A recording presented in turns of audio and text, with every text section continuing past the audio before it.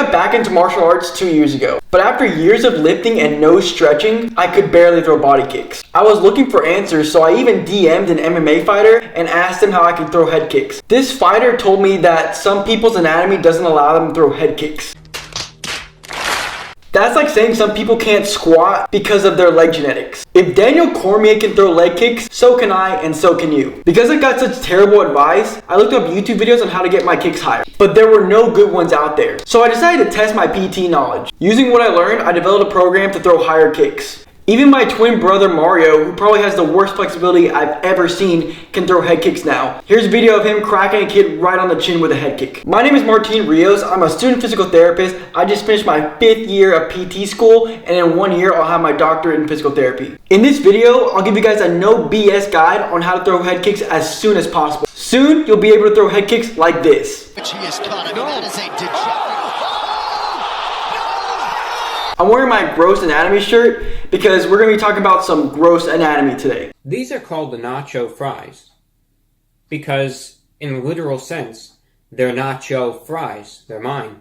I bought them, and that's why they're in my possession. As a PT student, I love to get into the anatomy and the kinesiology, but if you guys don't want to listen to that, I'll put a timestamp in the comments where you can click on it and it'll take you straight to the exercises. I suggest you guys listen to the anatomy because if you know why you're doing it, it'll help you perform the exercises better. But if you guys do use a timestamp, you have to like the video or I'm going to send Leon Edwards to your house. So there are 2 reasons why you can't throw head kicks. The first would be weak muscles. The muscles involved in throwing higher kicks are never trained in a typical bodybuilding routine because they're deep muscles that you don't see. We need active range of motion to throw head kicks. So if your muscles aren't strong enough, you can't go through the range. The active muscles in a head kick are your hip abductors and hip flexors. So those are the muscles that we're going to strengthen. Alright guys, so the first exercise we're going to do is a hip abduction exercise with the cable.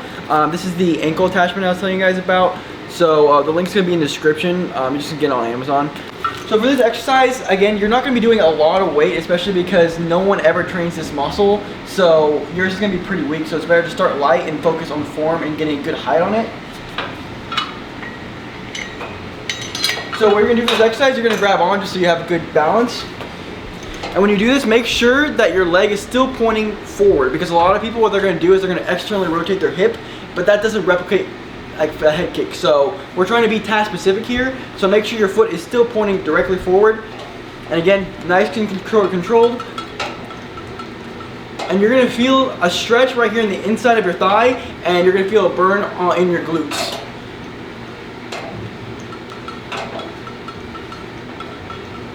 Nice, slow, and controlled. Try and get as much height as you can. All right.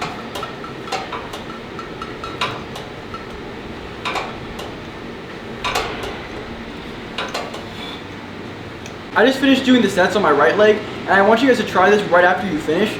Just do a couple leg swings on your leg, and it's so cool because you can instantly feel the difference. Alright, so try a couple leg swings so you can kind of see the difference I was talking about. So do a couple leg swings to the side, like big leg swings. Yeah. You feel there's like there's a lot less resistance. Yeah, you're already getting a lot more. Jeez. Yeah, it feels like I can just like fly through, yeah. Yeah, I'm telling you guys, my techniques work, okay? Even on someone like me, I'm super tight everywhere because I lift weights and don't stretch, so this definitely helps. Yeah, and I'm not like one of those meathead bodybuilders. Like, I know what I'm talking about. I don't just say random stuff and hope that like you guys believe me. All right, so the next exercise we're going to be doing is a hip flexion exercise. This will not only help you out with your high kicks, but also with your teeps because it does emulate a teep. And there's 2 variations of a hip flexor exercise. You can either do it with your leg straight or your leg bent. The reason why we're going to be doing our leg straight is because it's task specific. Whenever you're throwing high kicks, your leg is always straight. It's never bent. This is kind of a nerding out moment for me, but when you use your leg straight, it doesn't work on your rectus femoris, which is like that top muscle here at the top, but it's actually your iliopsoas, which is a deep muscle. So unfortunately, we're not going to be targeting that cool muscle at the top of the quad, but it does help you with your high kick, so that's why we're going to be targeting that one. So this one's pretty simple like the other one. You will still feel it in like the top of your quad and somewhat in like deep in your body, and you're gonna feel a huge stretch in your hamstring.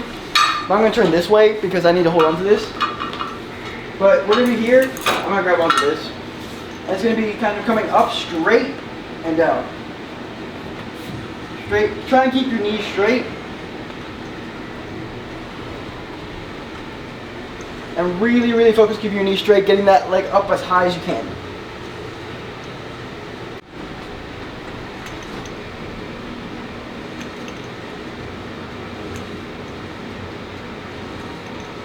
Okay, so now I have like a better setup here. Like the first video, I was kind of having a little bit of an awkward setup, but like I always say, task-specific training, guys. So here I'm kind of like in a fight stance, and then I go for it. So it really, really emulates an actual kick.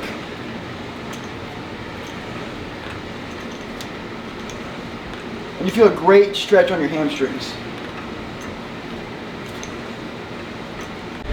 So my brother Mario is finishing up his last set, and I want to show you guys how his teep looks right after doing the exercise. You're gonna see that he feels so much less resistance when he's doing it. Here. You feel that?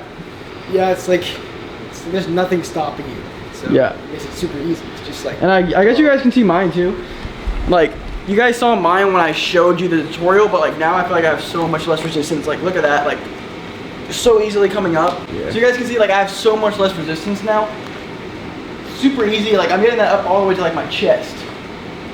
No resistance at all. Okay, I know what you guys are thinking. Why don't I just use the hip abductor machine? There are two reasons why you shouldn't use that machine. Number one, you look like an absolute dork using that machine. And number two, it's not task specific. On this channel, I'm going to be preaching task specific training because it's so important. When throwing head kicks, you're never sitting down and your knees are straight, not bent. So the hip abductor machine doesn't emulate a head kick at all. So now onto the dosage of the exercise. Because strength is our primary goal, we're gonna go for 8 to 12 reps. Ideally, I want you guys to be doing this for 3 sets and have roughly around 1 to 2 minutes rest between each set. And just like any other muscle, we need to allow time for these muscles to recover. So for optimal results, you should be performing these exercises 2 to 3 times per week. The second reason why you can't throw head kicks are short muscles that are restricting your movement. These muscles would be your hip adductors and your hamstrings. All right, guys, so now it's time to do our stretches. So first we're gonna be doing a hamstring stretch, and what I like to think about stretching, I think of doing the opposite of what the muscle does. So hamstrings, they extend your hips and bend your knee, so we're gonna do the opposite. So there are a bunch of hamstring exercises, but this is my favorite one because you can do one leg, and I feel like you get a better stretch because you can focus on that leg more. But what you wanna do is stay here, like I said, bending the knee and extending the hips are what the hamstring does, so we're gonna do the opposite. We're gonna straighten the leg, and then we're gonna flex our hip. So we do that, bend over the top, and you guys should feel a light stretch. You don't have to kill your leg and get like a crazy intense stretch, but get a light stretch and then hold that position. All right, so our next stretch is gonna be a hip adductor stretch. Like I said again, we're gonna do the opposite of the muscles. So hip adductors, we're gonna bring your hips in. So we're gonna try and get our hips out as far as possible. So we're gonna get into this position here, and what I want you guys to do, get on the floor and really sit in towards your ankles. And then you're gonna feel a nice stretch on the inside of your thigh. And like I said, a light stretch, hold that position.